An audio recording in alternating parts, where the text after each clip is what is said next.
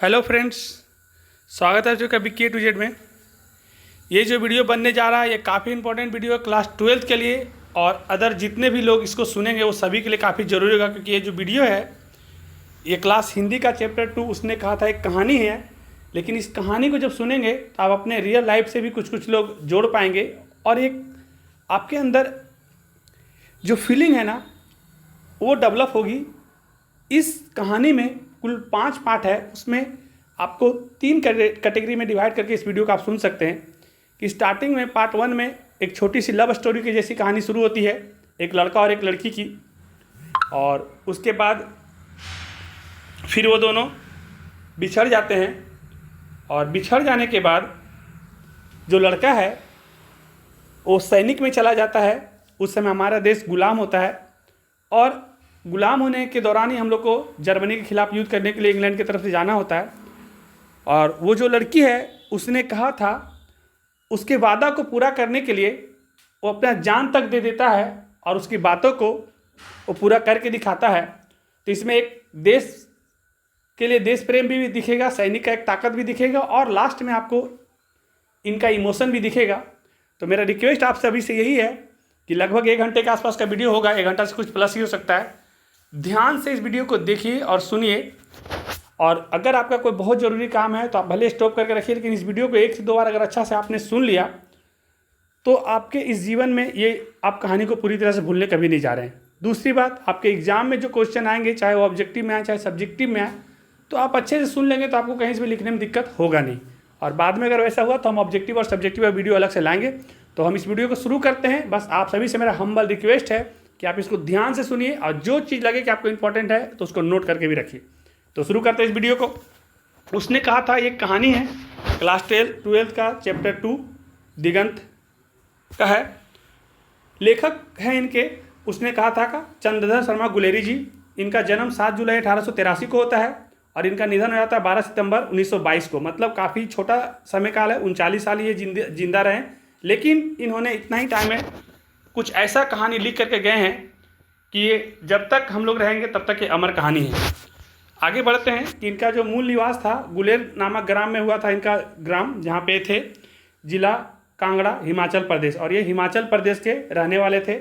इनका पिता का नाम पंडित शिवराम, और इनका जो शिक्षा हुआ बचपन में वो संस्कृत की शिक्षा 1899 में इलाहाबाद तथा कोलकाता विश्वविद्यालय से एंट्रेंस तथा मैट्रिक 1901 में कोलकाता विश्वविद्यालय से हुआ, और इंटरमीडिएट 1903 में इलाहाबाद विश्वविद्यालय से, और BA भी। इतना करने के बाद थोड़ा सा आगे बढ़ते हैं और इनके बारे में और कुछ जाने। तो 1904 में जयपुर दरबार की ओर से खेतड़ी के नवालिक राजा जयसिंह के अभिभावक बनकर मेयो कॉलेज अजमेर में आ गए। उसके बाद जयपुर भवन छात्रावास के अधीक्षक रहे। 1916 में संस्कृत विभाग के अध्यक्ष बने।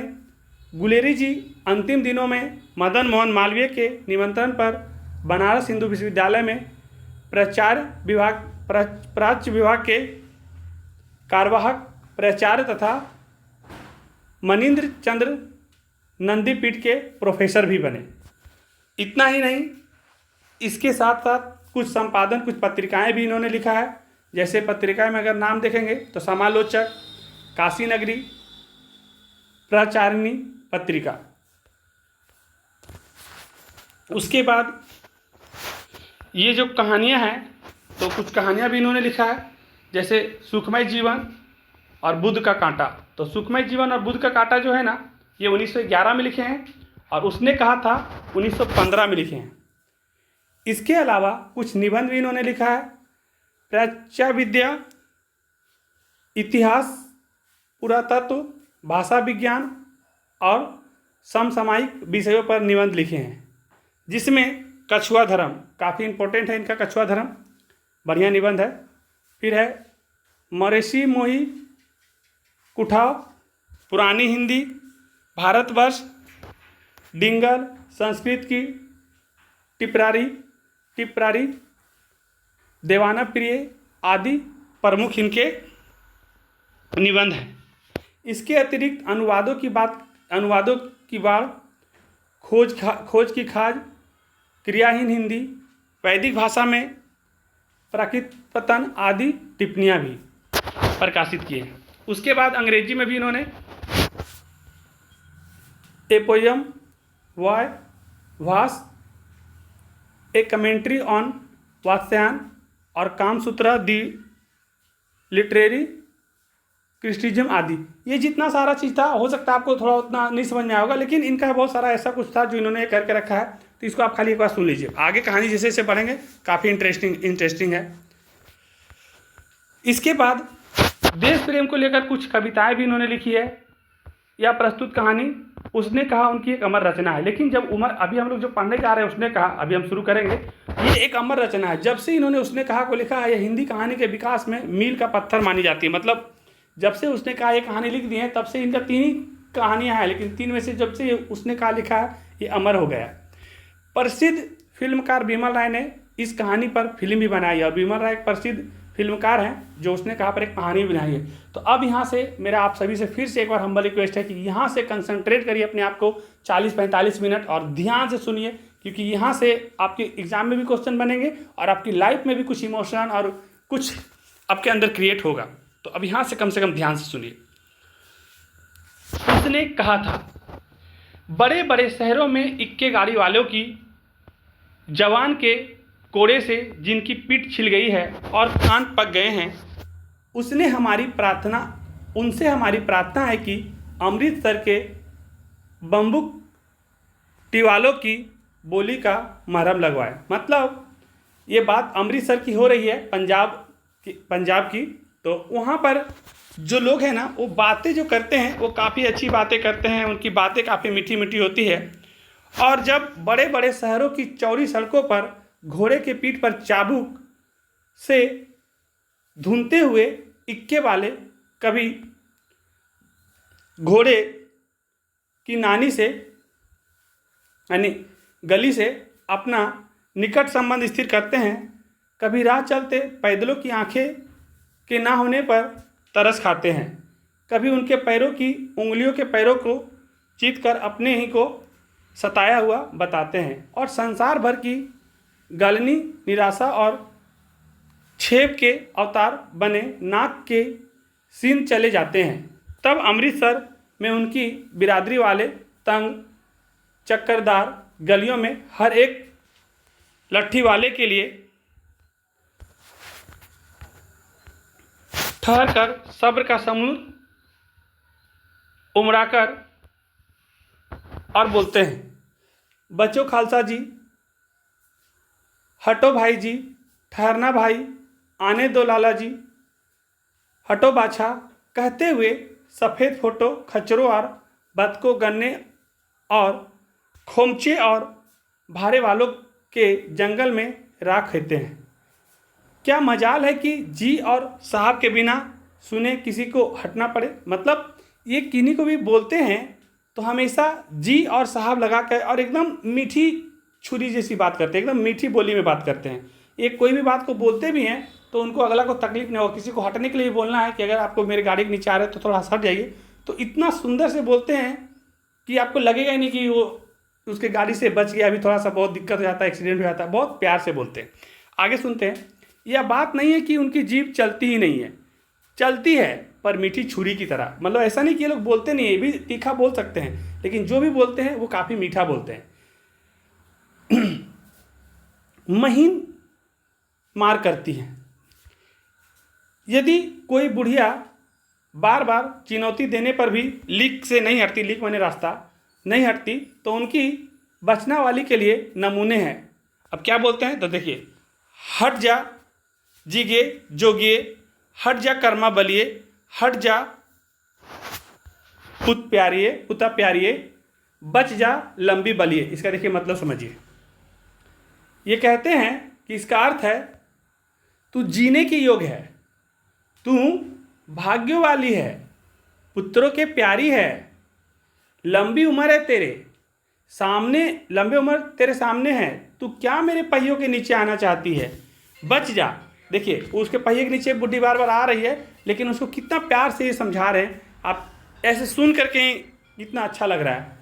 ऐसे बंकुटा वालों के बीच में होकर एक लड़का और एक लड़की चौक की एक दुकान पर आ मिले। और ऐसे ही जो बंकुटाबाड़ी अमृतसर कहीं बात हो रहा है, एक चौक पर आकर के मिले। अब यहाँ से देखिए इन दोनों का कहानी शुरू हो रहा है। जब आकर के एक चौक पर मिलते हैं और उसके बालों और इसके ढीले सूतने से जान पड़ता है कि दोनों सिख हैं। मतलब जो लड़की का बाल है और इसका जो पहना हुआ कपड़ा ढीला डाला है, इससे पता चलता है कि दोनों क्या है, तो दोनों सिख हैं, मतलब पंजाब। वह अपने मामा के केस धोने के लिए दही लेने आया था। लड़का जो है वो अपने मामा का केस धोने के लिए दही लेने आया था, और यह जो लड़की है ये रसोई के लिए बढ़िया लेने के लिए दुकान पर एक परदेसी से गुथ रहा था। दुकान मतलब आई थी, और दुकानदार जो था ना वो एक परदेसी से गुथ रहा था, मतलब बोला बोली कर रहा था। एक दुकानदार था, वो पहले से किसी से बोला बोली कर रहा था। बोला बोली करने का कारण क्या था कि जो शेर भर गीले पापड़ों की गड्डी को गिनने में लगा हुआ था। मतलब कोई गीला पापड़ ले लिया और उसको गिन रहा है और उसको पैसा दे नहीं रहा है, और वो उसके चलते दुकानदार उससे बोला बोली कर रहा है, और बिना वो गिने हटता ही नहीं था। तब तक लड़का लड़की बात करते हैं। अब क्या बात करते हैं तो सुनिए फिर ध्यान से। लड़का बोलता है लड़की से कि तेरे घर कहाँ है। लड़की बोलती है मंगरे में। और तेरे? लड़का बोल रहा है मांझे में।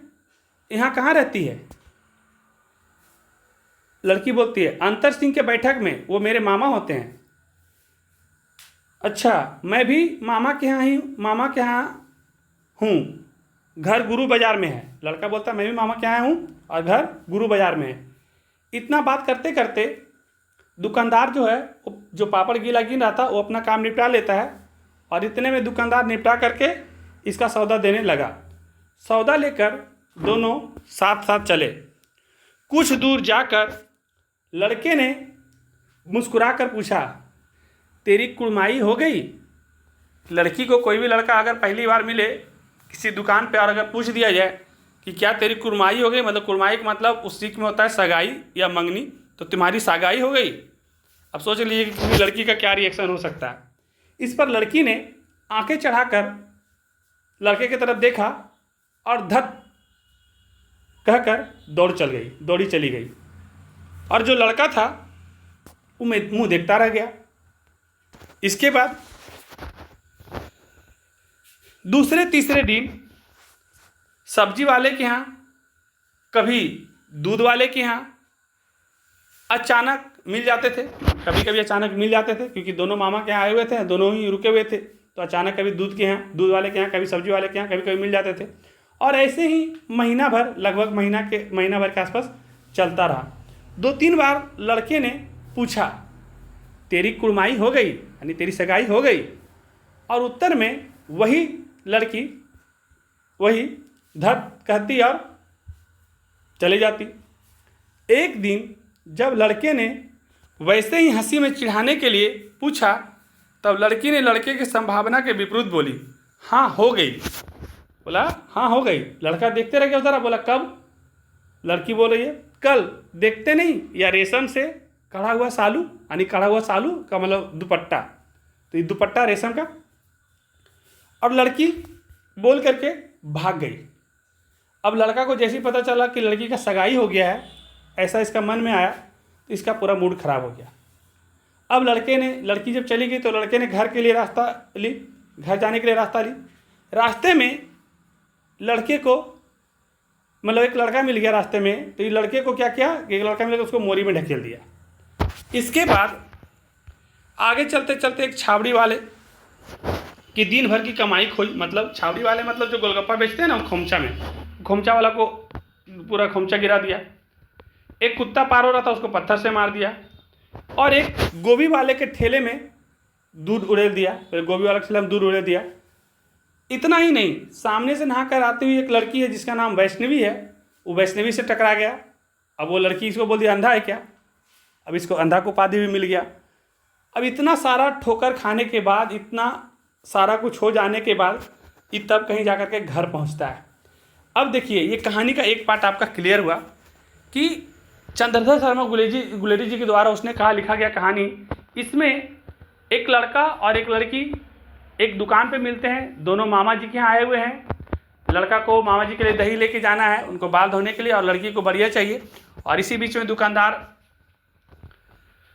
एक व्यक्ति से बोला बोली कर रहा होता है। तो इतने में लोग बात करते हैं, और बात करते करते दोनों अपना पता पूछते हैं, और लड़का पूछता है कि तेरी कुर्माई हो गई, मतलब तुम्हारी सगाई हो गई, और धत करके लड़की भाग जाती है। और जब ऐसे एक आध महीना चलता है तो कहीं दूसरे तीसरे दिन कहीं ना कहीं दोनों कहीं ना कहीं मिल जाते हैं, कभी सब्जी बाजार में, चाहे कभी दूध वाले के यहाँ, और इस तरह से पूछता और चिढ़ाता है। लेकिन लास्टली लड़की जब बोल देती है कि मेरी सगाई हो गई, देखता नहीं रेशम वाला साल कड़ा हुआ सालू, तो इसका बहुत ही मूड खराब हो जाता है। और इसके कुछ वर्षों के बाद मतलब वो लोग फिर अलग हो जाते हैं, और इसके कुछ वर्षों के बाद जो लड़का है, हमारा जो देश है उस समय गुलाम है 1922 में, और यही लड़का का मेन रोल है इस कहानी में, लहना सिंह बन करके ये इंग्लैंड की तरफ से जर्मनी के खिलाफ युद्ध लड़ने के लिए ये सेना में चला जाता है, ये सैनिक बन जाता है। तो ध्यान से सुनिए यहाँ से भी आगे। यहाँ पर थोड़ा सा आपको पेशेंस बना कर रखने की जरूरत है कि बीच में थोड़ा सा आपको उतना अच्छा समझ में नहीं आएगा, लेकिन एक दो बार सुनेंगे और लास्ट तक कहानी में बने रहेंगे तो आपको काफ़ी इंटरेस्टिंग लगेगा। तो आगे बढ़ते हैं। अब ये जो लड़का है ये जर्मनी से युद्ध लड़ने के लिए चला गया है इंग्लैंड की तरफ से। अब जहाँ गया है उसके बारे में सुनिए। राम राम, यह भी कोई लड़ाई है। दिन रात खंदकों मतलब जहाँ सेना की बैठने की जगह होता है, जहाँ सैनिक लोग गए हैं तो सेना का बैठने के लिए जगह रहता है ना, तो दिन रात खंदकों में बैठे रहते हैं, और बैठे बैठे हड्डियाँ अकड़ गई है। लुधियाने से 10 गुना जाड़ा है, मतलब वहाँ बहुत ठंडा भी है जहाँ पे ये लोग गए हैं लड़ने के लिए, और मेघ और ऊपर से बर्फ़, और बारिश भी हो रहा है पूरा, और बर्फ़ जैसा बारिश हो रहा है, बर्फ़ भी पड़ रहा है। घुटनों तक कीचड़ में फंसा, मतलब कि एड़ी से लेकर घुटना तक पूरा कीचड़ में फंसा हुआ है। गमीन मतलब दुश्मन कहीं दिखता भी नहीं। अब सैनिक बन के तो वहाँ गए, लेकिन दुश्मन इसको दिखने रहा दूर दूर तक। घंटों 2 घंटों में कान के पर्दे फाड़ने वाले धमाके, लेकिन दुश्मन दिखने रहे, लेकिन बड़े बड़े बम के धमाके हो रहे हैं, ऐसा लग रहा है कान फट जाएगा। सारी खंदक हिल जाती है, और जैसे बम मारता है भड़ाम, तो क्या होता है, पूरा खंदक हिल जाती है। 100 गज तक धरती एकदम उछल पड़ता है। इस गैबी मतलब आसमानी गोले, इस आसमानी गोले से बचे तो कोई लड़े, मतलब ये जो आसमान से जो इतना गोला गिरा रहा है इससे बचे तब तो कोई लड़े। नगरकोट का जलजला सुना था। यहाँ का दिन में 25 जलजले होते हैं, बोले नगरकोट में जलजला होता था, यहाँ तो दिन में 25 जलजला हो जा रहा है। जो कहीं खंडक से बाहर खापा या कुहनी निकल गई तो चटाक से गोली लगती है, और अगर जिस जगह पर सैनिक वाला बैठा हुआ है खंदक में, अगर बाहर हाथ उत निकालते हैं तो चटाक से गोली चल जाता है। ना मालूम बेईमान कहीं मिट्टी में छिपे हों या घास के पत्तियों में छिपे हों, मतलब जो भी दुश्मन है जर्मनी वाले लोग इनके, वो कहीं मिट्टी में छुपे हुए हैं कि घास में छुपे हुए हैं।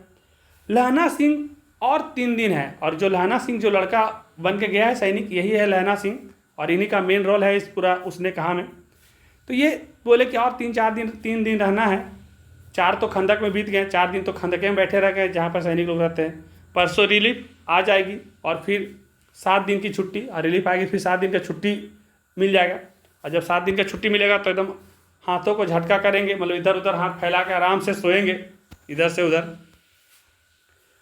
पेट भर खाकर सोए रहेंगे। उसी फिरंगी मैम के बाग में एक फिरंगी मैम है जो अंग्रेजी लोग से लड़ने गया, तो उन लोग को फिरंगी बोलते हैं, और उन्हीं के यहाँ एक मैम है। मलमल की हरी घास है, जहाँ पे मैम रहती है वहाँ एक मलमल हरी सी घास है। फल और दूध की वर्षा कर देती है, और जब उसके पास जाती है तो पूरा फल और दूध पूरा देती, मतलब कि वर्षा कर देती है, जितना चाहो उतना खाओ। लाख कहते हैं दाम नहीं लेती, लेकिन वो पैसा नहीं लेती है। वो कहती है कि तुम राजा हो, मेरे मुल्क को बचाने आए हो, मतलब कि तुमसे पैसा कैसे ले सकते, तुम तो राजा है, तुम तो मेरा मुल्क को बचाने आया है, और जितना फल दूध जो खाना है ये लोग पूरा खाते हैं, कोई दाम नहीं लेती है। 4 दिन तक पलक नहीं झपी, जब से ये आई है खंदक में आए हैं 4 दिन तक ये पलक झपाए नहीं है, सोए नहीं है, बिना फेरे। रस्सी घोड़ा बिगड़ता है, बोल रहा कि जब भी कोई घोड़ा का अगर लगाम नहीं लगाएंगे, रस्सी नहीं लगाते तो घोड़ा बिगड़ जाता है। बिना लड़े सिपाही, और अगर सिपाही आ गया 4 दिन से एक ही जगह सिर्फ बैठा हुआ है, लड़ नहीं रहा, तो बिना लड़े सिपाही बिगड़ जाता है। बिना रस्सी के घोड़ा बिगड़ता है, वैसे बिना लड़े सिपाही बिगड़ जाता है।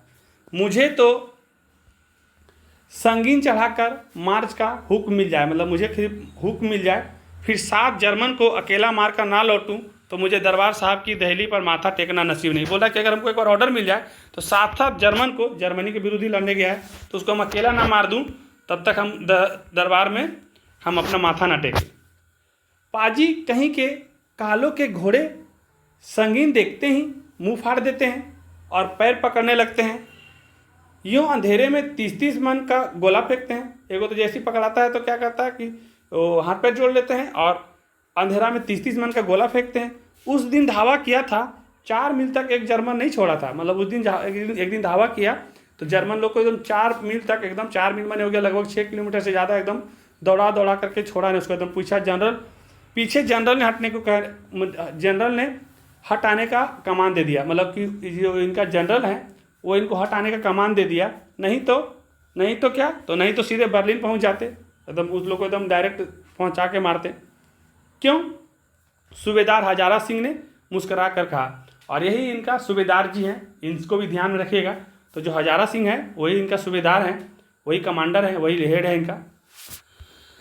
लड़ाई के मामले में जमादार या नायक के चलाए नहीं चलते। बड़े अफसर दूर की सोचते हैं। 300 मील का सामना है, एक तरफ बढ़ गए तो क्या होगा। मतलब 300 मील का सामना, एक तरफ 4 किलोमीटर 6 किलोमीटर बढ़ गया तो क्या हुआ, बहुत दिन का, इसलिए पीछे हटने के लिए कह देते हैं। लेकिन लहना सिंह को थोड़ा अच्छा नहीं लगता है। तो उसी दिन ऑर्डर मिलता तो पूरा जर्मनी का बर्लिन तक कहाँ तक घुस जाते। सूबेदार जी सच है, लहना सिंह बोला, पर करे क्या, हड्डियों में तो जाड़ा धंस गया है। बोला सूबेदार जी आप तो बोल रहे हैं जो ठीक ही बोल रहे हैं, लेकिन हम करें क्या, हड्डियों में तो जाड़ा धंस गया है। सूर्य निकलता ही नहीं, खाई में दोनों तरफ से चंबे की बवलियाँ से सोते झड़ रहे हैं।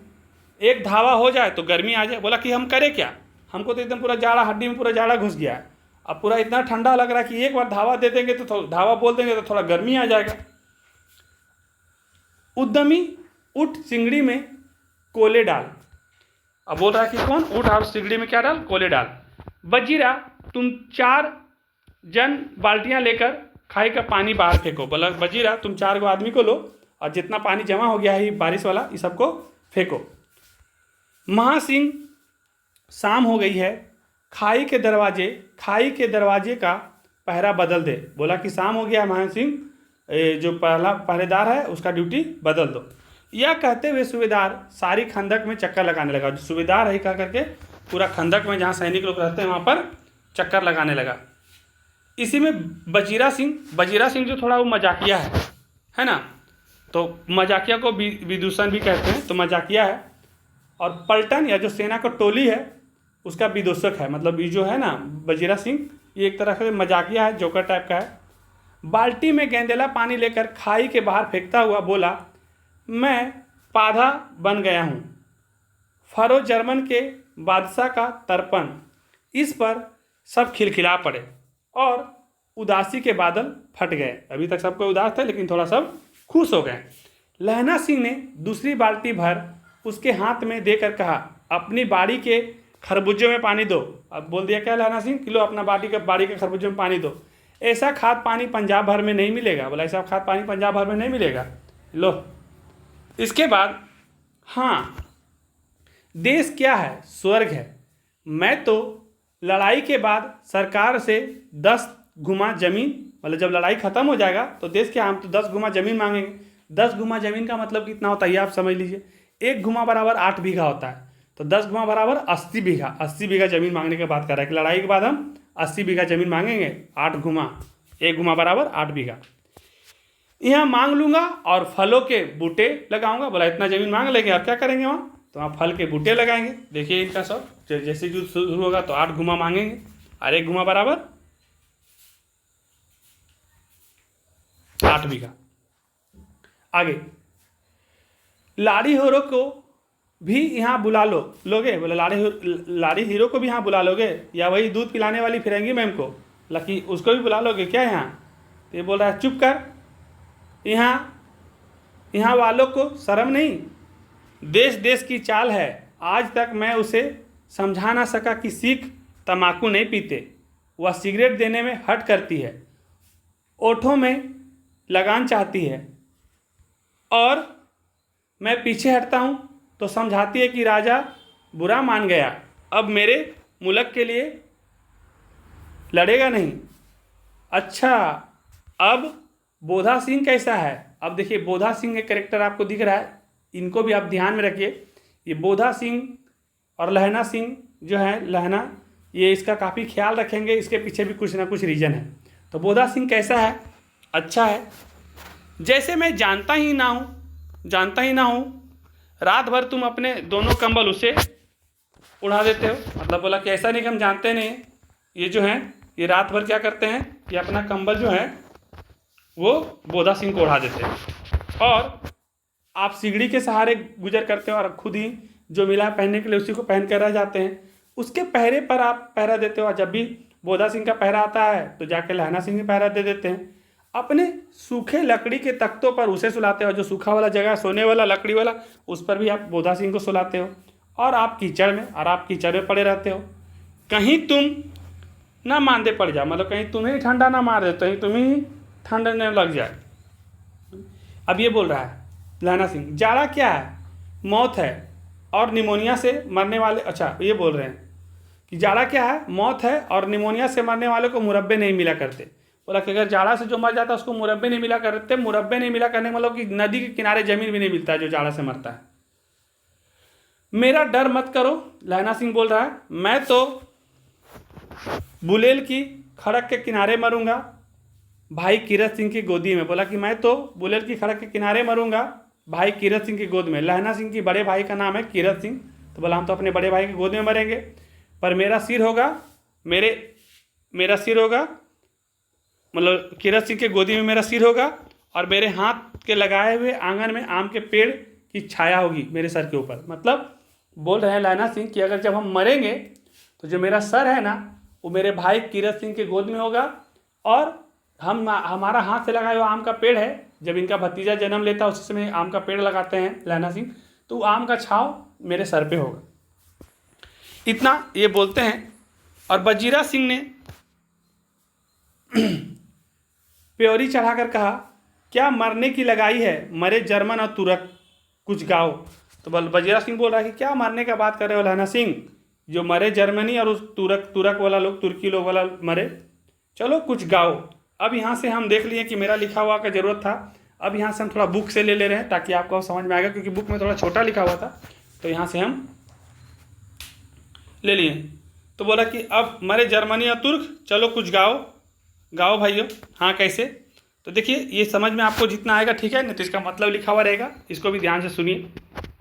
तो गाने के लिए बात हुई तो दिल्ली शहर ते पिसौर नु जादिए, कर लेना लौंगा दा व्यापार मंडिए, कर लेना नाड़ेदा सौदा आड़िए, ओए लाना चटका कंदुए नु, कद्दू बनियान मज़ेदार गोरिए, हुना लगा चटका कद्दुए नु। अब ये जो भी लिखा हुआ है पंजाबी में है, आप इसको फिर आगे देखिए इसका मतलब क्या लिखा हुआ, हम इसको पढ़ते हैं। लिखा हुआ है, ए दिल्ली शहर से पेशावर को जाने वाली मंडी में लोगों का व्यापार कर लेना, अरे नाड़े का सौदा भी कर लेना, ओए अब हमें कद्दू चखना है, ए गोरे वर्ण वाली कद्दू अत्यंत स्वादिष्ट पका है, अब हमें कद्दू चखना है। कौन जानता था कि दाढ़ियों वाले घरवारी सिख ऐसा लुच्चे का गीत गाएंगे, पर सारी खंडक गीत से गूंज उठी और सिपाही फिर ताजे हो गए, मानो 4 दिन से सोते और मौज ही करते रह गए। तो ये आपका सैनिक का चला गया दूसरा पार्ट। अब हम लोग तीसरा पार्ट में आते हैं और यहाँ से थोड़ा कहानी और इंटरेस्टिंग होती जाएगी, तो बने रहिए। इसके बाद गाना वाना सुन लेने के बाद सब थोड़ा तरोताज़ा हो जाते हैं और आगे दोपहर रात गई है, अंधेरा है, सन्नाटा हुआ है।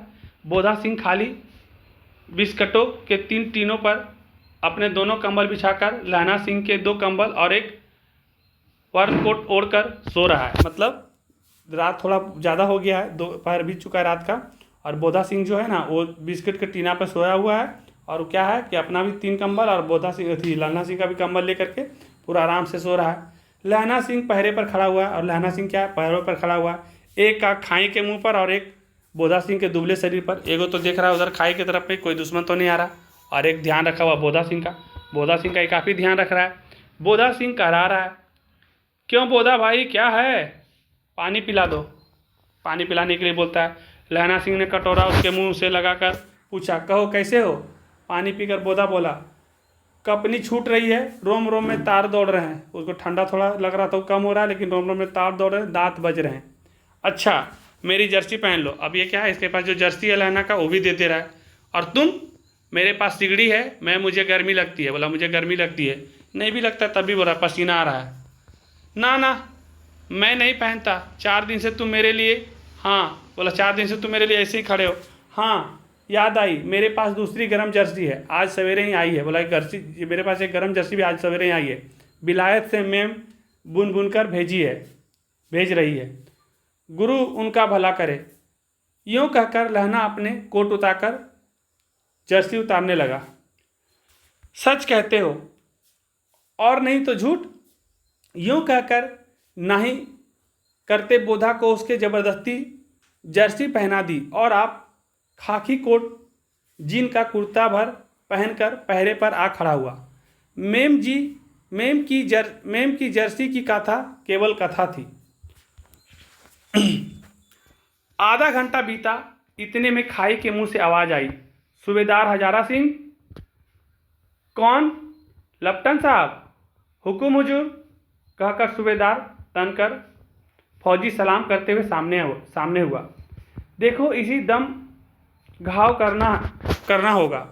मील भर की दूरी पर पूरब से कोने में एक जर्मन खाई है। मतलब बोला कि मील भर की दूरी पर एक जर्मन खाई है और इसी टाइम घाव करना होगा।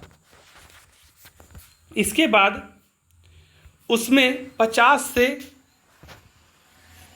ज़्यादा जर्मन नहीं है। बोला कि उधर 50 से ज़्यादा जर्मन नहीं है। वो कहा है कि उधर में इन पेड़ों के नीचे 2 खेत काट का रास्ता है, 3-4 घुमाव है, जहाँ मोड़ है वहाँ 15 जवान खड़े कर आया हूँ। तुम यहाँ 10 आदमी छोड़कर सबको साथ ले उनसे जा मिलो। खंदक छीन कर जब तक दूसरा हुक्म ना मिले डटे रहो। बोला कि खंदक छीन करके जब तक तुमको दूसरा हुक्म नहीं मिलता है तब तक वहीं पे डटे रहो, हम यहाँ रहेंगे, मैं तो रहेंगे। बोला जो हुक्म। चुपचाप सब तैयार हो गए। बोधा भी कंबल उतार कर चलने लगा, और बोधा जो था वो भी कंबल उतार कर चलने लगा। तब लहना सिंह ने उसे रोका, और लहना सिंह ने क्या किया, फिर बोधा सिंह को रोका। लहना सिंह आगे हुआ तो बोधा के बाप सूबेदार, बोधा के बाप कौन है, तो ये जो सूबेदार है वही बोधा के बाप हैं। तो सूबेदार ने उंगली से बोधा की ओर इशारा किया। लहना सिंह समझकर चुप हो गया। पीछे 10 आदमी कौन रहें, इस पर बड़ी हुज्जत हुई। कोई रहना ना चाहता था। समझा बुझाकर सूबेदार ने मार्च किया। लपटन साहब लहना की सिगड़ी के पास मुंह फेर कर खड़े हो गए और जेब से सिगरेट निकालकर सुलगाने लगे। 10 मिनट के बाद उन्होंने लहना की ओर से हाथ बढ़ाकर कहा, लो तुम भी पियो। लहना की तरफ हाथ बढ़ा, तुम भी पियो। आंख मारते मारते लहना सिंह सब समझ गया। मुंह का भाव छिपाकर बोला, लाओ साहब। हाथ आगे करते ही उसके सीढ़ी के उजाले में साहब का मुंह देखा, बाल देखे, तब उसका माथा ठनका। लपटन साहब के पट्टियों वाले बाल एक दिन में कहाँ उड़ गए। मतलब वो जो आदमी है, इसका मतलब ये दूसरा आदमी है, ये लपटन साहब के जगह पे ये कोई दूसरा आया हुआ है। ये समझ गया, क्योंकि उनका एक पट्टी वाला बाल था, आज पट्टी कहाँ बाल उड़ गया, और उनकी जगह कैदियों के से कटे हुए बाल कहाँ गए, और कैदी जैसा बाल कटा हुआ था वो बाल कहाँ चला गया। शायद ही शराब पिए हुए और उन्हें बाल काटने का मौका मिल गया है। लहना सिंह ने जांचना चाहा। लपटन साहब 5 वर्ष से उसकी रेजिमेंट में थे। क्यों साहब, हम लोग हिंदुस्तान कब जाएंगे, लड़ाई ख़त्म होने पर? क्यों, क्या यह देश पसंद नहीं? नहीं साहब, शिकार के वे मज़े यहाँ कहाँ। याद है पाठशाला नकली लड़ाई के पीछे हम आप जागधारी जिले में शिकार करने गए थे। हाँ हाँ, वहीं जहाँ आप खोते पर सवार थे। खोते माने गधा होता है, तो जहाँ वहाँ गधे पे आप सवार थे, और आपका खानसामा मतलब रसोईया जो खाना बनाने वाला अब्दुल्ला रास्ते का एक मंदिर में जल चढ़ाने को रह गया था। बेशक पाजी, कहीं का सामने से वह नीलगाय निकली कि ऐसी बड़ी मैंने कभी ना देखी थी, और आपकी एक गोली कंधे में लगी और पुट्ठे में निकल गई। ऐसे अफसर के साथ शिकार खेलने में मज़ा है। क्यों साहब, शिमले से तैयार होकर उस नीलगाय का सिर आ गया था ना। आपने कहा था कि रेजिमेंट की मैम मैच लगाएंगे, रेजिमेंट में मैच लगाएंगे। हाँ, पर मैंने वह विलायत भेज दिया। ऐसे बड़े बड़े सिंह 2-2 फुट के तो होंगे। हाँ लहना सिंह 2 फुट 4 इंच के थे। तुमने सिगरेट नहीं पिया? पीता हूँ साहब, दिया सलाई ले आता हूँ, कहकर लहना सिंह खंदक में घुसा। अब उसे संदेह नहीं रहा और उसने झटपट निश्चय कर लिया कि क्या करना चाहिए। मतलब ये जो आदमी था, ये दूसरा रूप बदल करके आया हुआ था और लहना सिंह को समझ में आ गया तो क्या करना चाहिए। तो अंधेरे में किसी सोने वाले से वह टकराया। और क्या करा, किसी सोने वाले से टकराया। कौन? वजीरा सिंह। ओह, इसके बाद कौन? वजीरा सिंह। हाँ, क्यों लहना, क्या क़यामत आ गई? जरा तो आँख लगने दी होती। अब देखिए, ये तीसरा आपका टाइप खत्म हो गया, तीसरा पार्ट खत्म हो गया। अब यहाँ से चौथा पार्ट है, इसमें थोड़ा सा और कहानी ठीक हो जाएगा। तो होश में आओ, क़यामत आई है और लपटन साहब की वर्दी पहनकर आई है। बोला कि होश में आओ, लग रहा है कोई दुश्मन आया हुआ है, वो भी लपटन साहब की वर्दी पहन करके आया हुआ है। क्यों, क्या? लपटन साहब या तो मारे गए हैं या कैद हो गए। बोला लपटन साहब का वर्दी पहन के आया है, इसका मतलब लग रहा है कि लपटन साहब को या तो उधर पर कैद कर लिया है या उनको मार दिया है। उनकी वर्दी पहनकर यहाँ कोई जर्मन आया है। बोला इसका जर्दी मतलब जर्सी पहन के कोई जर्मन आया हुआ है। सूबेदार ने इसका मुंह नहीं देखा, मैंने देखा और बातें की। सोहरा साफ उर्दू बोलता है, मतलब सोहरा मतलब एक गाली वाला वर्ड है। बोला साफ उर्दू बोल रहा है, पर किताबी उर्दू, और मुझे पीने को सिगरेट दिया है। अब हमको पीने का सिगरेट दिया, मतलब हमको तो पीने के लिए सिगरेट देता था, हम तो पीते भी नहीं है। तो पता था लपटन साहब को ये हमको सिगरेट दे रहा है। तो अब मारे गए, धोखा है। सूबेदार कीचड़ में चक्कर काटते फिरेंगे और यहाँ खाई पर धावा होगा, उधर ऊन पर खुले में धावा होगा। उठो, एक काम करो, पलटन के पैरों के निशान देखते देखते दौड़ जाओ। बोला कि पलटन में टोली का निशान देखते देखते इधर सेना का उधर दौड़ जाओ, अभी बहुत दूर ना गए होंगे। सूबेदार से कहो कि एकदम लौट आए। अब जो सूबेदार है उनको बोलो कि एकदम लौट आए। खंदक की बात झूठ है, चले जाओ, खंदक के पीछे से निकल जाओ, पता तक ना खड़के, देर मत करो। हुक्म तो यह है कि यही ऐसी तैसी हुक्म की। मेरा हुक्म जमादार लहना सिंह जो इस वक्त यहाँ सबसे बड़ा अफसर है उसका हुक्म है। बोला यहाँ पर अभी जो सबसे बड़ा जमादार है उसका हुक्म है। मैं लपटन साहब की खबर लेता हूँ। अब ये जो लपटन साहब बन के आया उसका मैं खबर लेता हूँ। पर यहाँ तो तुम 8 ही हो। बोला यहाँ तो तुम लोग 8 ही हो। 8 नहीं 10 लाख, मतलब 8 नहीं 10 लाख, मतलब एक अकालिया सिख 1.25 लाख के बराबर होते हैं। बोलता है एक जो अकालिया सिख होते हैं वो 1.25 लाख के बराबर होते हैं। हम लोग 8 नहीं 10 लाख हैं, चले जाओ। लौट कर खाई के मुहाने पर लहना सिंह दीवार से चिपक गया। उसने देखा कि लपटन साहब ने जेब के बेल पर बराबर 3 गोले निकाले, तीनों को जगह जगह खंदक के दीवारों में घुसेड़ दिया। 3 गोला निकाल के क्या किया, बम है, और तीनों को अलग अलग घुसेड़ दिया और तीनों में एक तार सा बांध दिया। और एक क्या किया कि तीनों जगह गोला लगा दिया। वो लोग बारूद जो बन के आया था लपटन सिंह, और एक तार में सबको जोड़ दिया। तार के आगे सूत की एक गुत्थी थी जिसे सिगड़ी के पास रखा, और क्या किया कि उस सिगड़ी के पास उसको रख दिया। बाहर की तरफ कर एक दिया सलाई जलाकर गुत्थी पर रखने वाला था। बिजली की तरह दोनों हाथ से उल्टी बंदूक को उठाकर लहना सिंह ने साहब की कूहनी पर तान कर मारा। और जो आया था बन करके साहब उसका कूहनी पर तान करके मारा, और धमाके के साथ साहब के हाथ से दिया सलाई गिर पड़ी। और धमाके के साथ वो जो दिया सलाई तो गिर पड़ा। लहना सिंह ने एक कूदा साहब के गर्दन पर मारा और साहब आंख मिट गॉड, ओ माई गॉड कहते हुए चीत हो गए। लहना सिंह 3 गोले बीन कर खंदक के बाहर फेंक दिया। 3 गोलों को छीन करके क्या किया, खंदक के बाहर फेंक दिया और साहब को घसीट कर सिगड़ी के पास लिटाया। जेबों की तलाशी ली, 3-4 लिफाफे, और उसका जो पकड़ा उसको, उसका जेब में 3-4 लिफाफा भी निकला। जो बम लगाया था वो बम को भी निकाल के बाहर फेंक दिया। एक डायरी निकाल कर उन्हें अपनी जेब के हवाले किया। साहब की मूर्छा हटी। लहना सिंह हंसकर बोला, क्यों लपटन साहब, मिजाज कैसा है? आज मैंने बहुत बातों सीखी।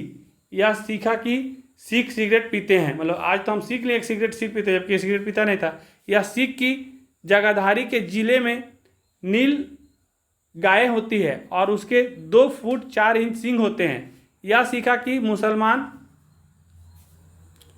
खानसामा मूर्तियों पर जल चढ़ाते हैं और लपटन साहब खोते पर चढ़ते हैं। खोते माने गधे पर या तो कहो ऐसे साफ उर्दू कहाँ से सीख आए हमारे लपटन साहब, तो बिना डैम के 5 लफ्ज भी नहीं बोला करते हैं। बिना डैम के तो 5 लफ्ज नहीं बोलते थे, इतना उर्दू कहाँ से सीख के आए? तभी ये समझ गया था। लहना ने पतलून की जेबों की तलाशी नहीं ली थी। साहब ने मानो जाड़े को बचाने के लिए 2 हाथ जेबों में डाले। लहना सिंह कहता गया, चालाक तो बड़े हो, पर माथे का लहना इतने बरस लपटन साहब के साथ रहा है। बोला तुम चालाक तो बहुत हो, लेकिन हम जो है लपटन साहब के साथ बहुत सालों से साथ में रहे। उसे चकमा देने के लिए 4 आंखें होनी चाहिए। मतलब कि लहना सिंह को चकमा देने के लिए 4 आंखें होना चाहिए। 3 महीने हुए, एक तुर्की मौलवी मेरे गांव आया था। औरत को बच्चे होने की ताबीज बांटता था और बच्चों को दवाई देता था। चौधरी के नीचे मंजा बिछाकर हुक्का पीता रहता था। कहता था जर्मनी वाले बड़े पंडित हैं, वेद पढ़ा पढ़कर उसने विमान चलाने की विद्या जान गए हैं। गौ को नहीं मारते, हिंदुस्तान में आ जाएं तो गौ हत्या बंद कर देंगे। मंडी के बनियों को बहकाता था कि डाक खाने से रुपये निकाल लो, सरकार का राज्य जाने वाला है।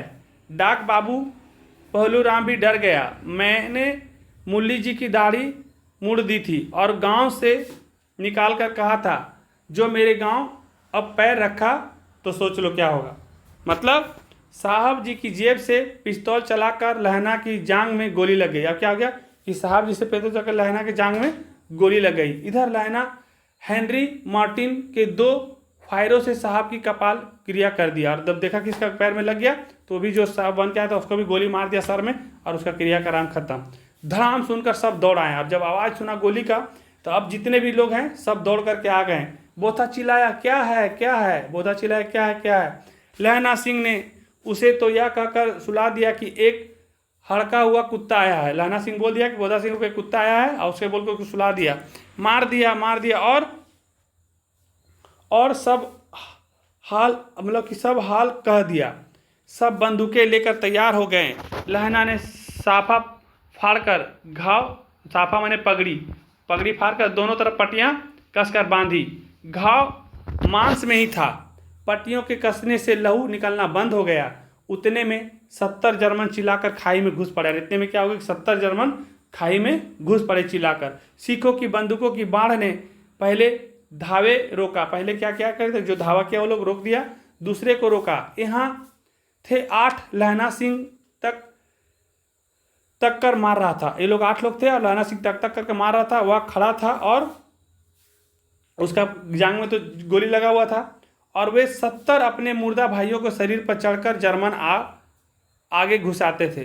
थोड़े मिनट में वे अचानक आवाज़ आई, वाह गुरुजी की फतह, वाह गुरुजी की खालसा, और धड़ाधड़ बंदूक के फायर जर्मन के पीठ पर पड़ने लगे। इन मौके पर जर्मन 2 चक्की के पट्टों के बीच में आ गए। पीछे से सूबेदार हजारा सिंह के जवान आग बरसाते थे, और सामने लहना सिंह के साथियों के संगीन ये सब बरसात कर रहे थे। और पास आने पर पीछे वाले ने भी संगीन पिरोना शुरू कर दिया। एक किलकारी और अकाल सिक्खा दी फौज आई, वाह गुरुजी दी फतह, वाह गुरुजी खालसा, सत श्री अकाल पुरुष, और लड़ाई खत्म हो गई। और इस तरह से कर करके लड़ाई को पूरा ख़त्म कर दिए। और 63 जर्मन या तो खेत रह गए करा रहे थे, और सिख में 15 प्राण गए। मतलब उधर से 63 लोग मर गया, बाकी 5-7 लोग जो बचा जर्मन का भाग गया। सिख में 15 लोग मर गए। सूबेदार के दाहिने कंधे में गोली लग गई, और दाहिने में गोली लगी लेकिन आर पार हो गई और निकल गई। लहना सिंह की पसली में एक गोली लग गया, लेकिन लहना सिंह को लास्ट में बेचारा को पसली में एक गोली लग गई। उसने घाव को खंदक की गीली मिट्टी से पुर लिया, और घाव को क्या किया, गीली मिट्टी उसमें भर लिया और उसको बंद कर लिया, और बाकी साफा कसकर कमरबंद तक की लपेट दिया, और जो पगड़ी का पट्टी था उसको पूरा बांध लिया। किसी को खबर ना हुई कि लहना को दूसरा घाव हुआ। सबको लग रहा था खाली उसका जांग में लगा हुआ, लेकिन दूसरा घाव उसका कंधे, वो गोली में मत्थी में लग गया, गोली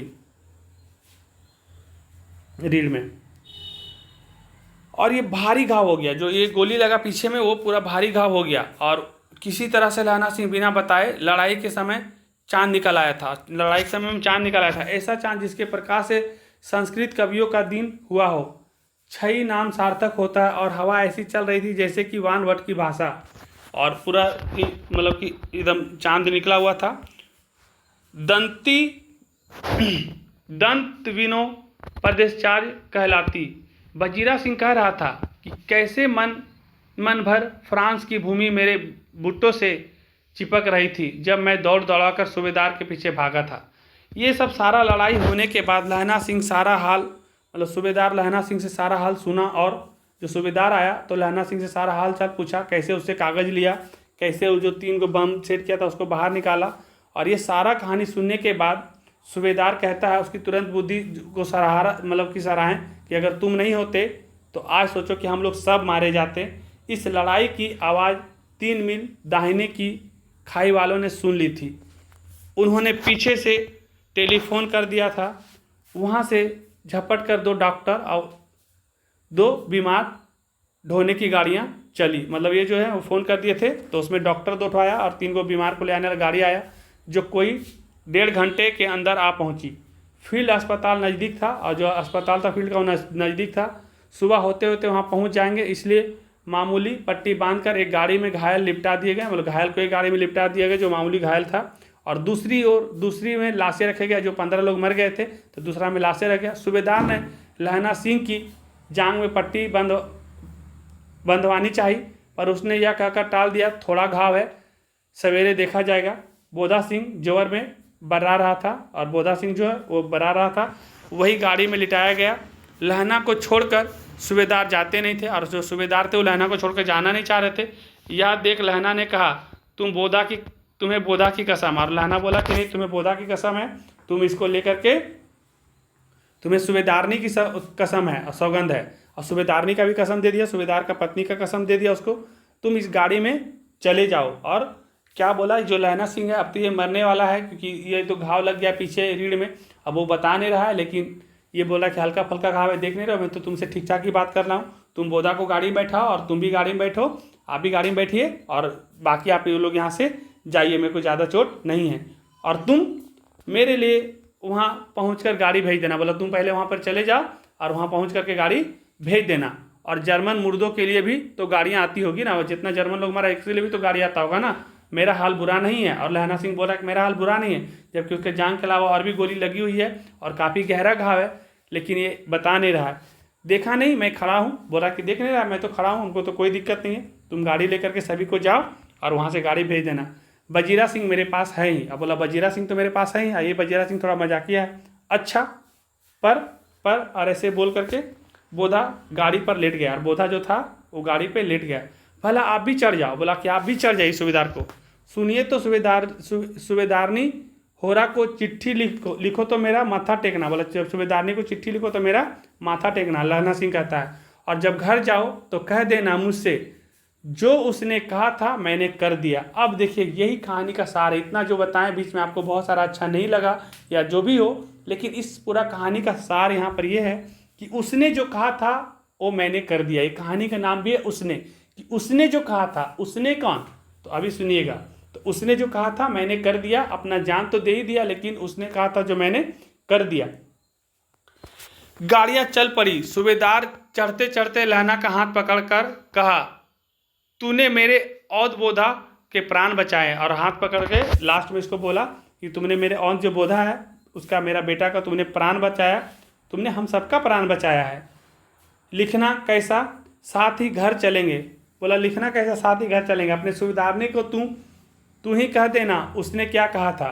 अपने सूबेदारनी को तू ही कह देना कि उसने क्या कहा था, साथ में चलो। अब आप गाड़ी पर चढ़ जाओ, मैं जो कहा है वह लिख देना और कह भी देना। बोला मैंने जो लिख दिया है वो कह भी दे, मतलब हमने जो कहा है वो कह भी देना और लिख भी देना। गाड़ी के जाते ही लहना लेट गया, और जैसे ही गाड़ी आगे बढ़ा लहना लेट गया। वजीरा पानी पिला दे, मेरा कमरबंद खोल दे। और कमर में तो गोली लगा हुआ था। तर हो रहा है, और धीरे धीरे तर हो रहा है। अब ये कहानी का ये लास्ट है। और इसको ध्यान से सुन लीजिएगा। इसमें आपको जितना भी समझ में आया है, जो भी बचा हुआ रहेगा, इसका ऑब्जेक्टिव सब्जेक्टिव का जितना वेस्ट हो सकता है उसको हम अपने हाथ से लिख करके लाएंगे, क्योंकि किताब वाला लैंग्वेज वाला में थोड़ा सा आपको अलग लग रहा होगा, लेकिन अब हम अपने से खुद से जब लिख करके देंगे तो आपको ऑब्जेक्टिव सब्जेक्टिव काफ़ी अच्छा समझ में आएगा। ये लास्ट को खाली आप अच्छा से सुन लीजिए। अब करा रहा था, मृत्यु के कुछ समय पहले स्मृति बहुत साफ हो जाती है, और लहना सिंह का भी अब मृत्यु का समय आ गया है, क्योंकि उसका गोली जान के अलावा उसके पीछे भी लग चुकी है रीढ़ में। तो मृत्यु के कुछ समय पहले स्मृति बहुत साफ हो जाती है।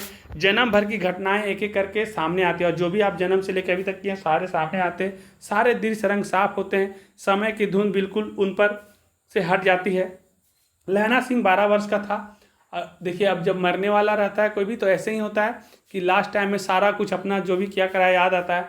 तो अब ये अपना जब सो गए हैं, इनको चोट लग गया है, पानी पिलाने के लिए बजीरा सिंह को बोलते हैं, तो इनको याद आ रहा है कि लहना सिंह जब 12 वर्ष का है, अमृतसर में मामा के यहाँ आया हुआ है, दही वाले के यहाँ, सब्जी वाले के यहाँ, हर कहीं उसे एक 8 वर्ष की लड़की मिल जाती है। और 8 वर्ष की लड़की कौन है अब सुनिए। जब वह पूछता है तेरी कुर्माई हो गई, तो वह लड़की धत कहकर भाग जाती है। एक दिन उसने वैसे ही पूछा तो उसने हाँ कह दिया। देखते नहीं या रेशम वाला फूलों वाला सालू। सुनते ही लहना सिंह को दुख हुआ और क्रोध भी हुआ, और उस क्रोध के कारण देखे थे क्या क्या किया था वो। एक कुत्ता को पत्थर मारा, एक वैष्णवी आ गई, लड़की से टकरा गया, बहुत सारा कुछ हुआ। और फिर इसका नींद टूटता है, फिर वजीरा सिंह को बोलता है पानी पिला दे। काफ़ी तकलीफ में है। 25 वर्ष बीत गए। अब लहना सिंह 77 राइफल्स का जमादार हो गया है। 25 साल इस बात का बीत चुका है, ये जमादार हो गया है। उस 8 साल की कन्या का ध्यान ही ना रहा, और इतना दिन ये अब सेना में रह गया, उसका 8 साल का कन्या का ध्यान ना रहा।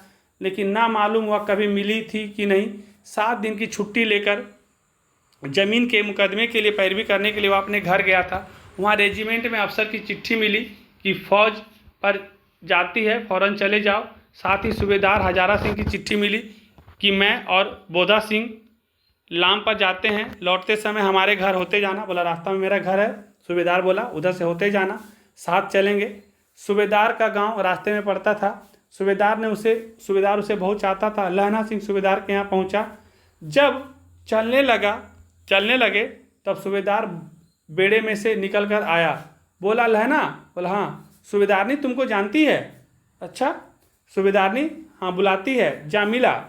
लहना सिंह भीतर पहुंचा। सूबेदारनी मुझे जानती है कि सोचने लहना सिंह कब से? रेजिमेंट में तो क्वार्टर में तो कभी सूबेदार के घर तो लोग रहे नहीं। बोला रेजिमेंट में तो कभी सूबेदार के घर हम लोग कभी रहे नहीं, तो कैसे जानती है? दरवाजे पर जाकर माथा टेकना कहा। लहना सिंह जब गया वहाँ पे चुपचाप देखा सूबेदारनी को। सूबेदारनी बोल रही है मुझे पहचाना? लहना नहीं। अब देखिए सूबेदारनी बोलती है तेरी कुड़माई हो गई? धत कल हो गई, देखते नहीं रेशमी बूटों वाला सालू अमृतसर में भावों की टकराकर से मूर्छा खुली।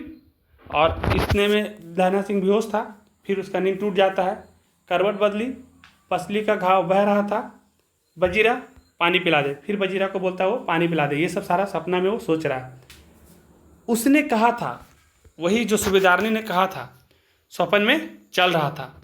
सूबेदारनी कह रही थी मैंने तेरे को आते ही पहचान लिया। सूबेदारनी कह रही थी कि तुम जब मेरे यहाँ आया तभी हम तुमको पहचान लिए। एक काम कर, मेरे तो भाग फूट गए।